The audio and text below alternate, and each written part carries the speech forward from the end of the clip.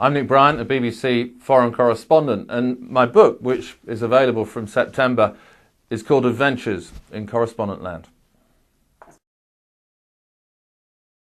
I've been very lucky. I've reported on a lot of memorable stories, from the death of Princess Diana to the Good Friday Agreement, which brought the Northern Ireland troubles to an end. I've reported some awful stories as well, like the Asian tsunami and the Pakistan earthquake. But I guess the story that stands out, and I think the story that will always stand out, however long I will continue to work, will be 9/11.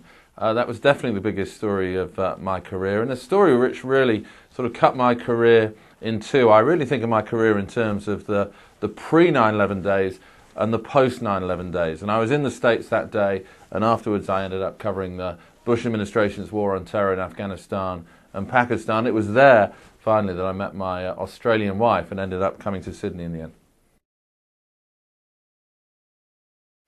I've covered some pretty big stories in Australia. It's been much busier than I anticipated, to be perfectly honest.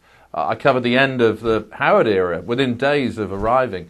I covered the death of Steve Irwin, the crocodile hunter. He was lanced in the heart by a stingray just a couple of days after I'd stepped foot in Australia, and his memorial service in Queensland at the Crocoseum was my Australian baptism, really. Ironic for somebody who come to Australia vowing not to do stories involving people who sounded and looked like Crocodile Dundee.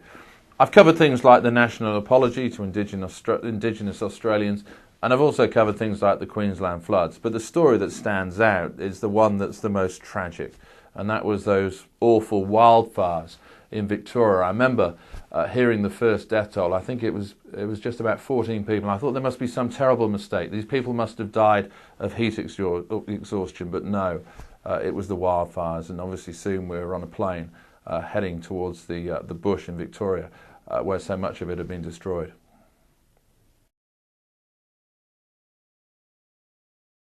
This has been the year of mega news. I've never known a year as busy news-wise. It started for me with the Queensland floods, then there was the Christchurch earthquake, after that the Japanese earthquake and tsunami. We've obviously seen the Arab Spring unfold, which is remarkable, all the financial turmoil, the riots in London. But the thing that stands out for me will be the death of Osama bin Laden.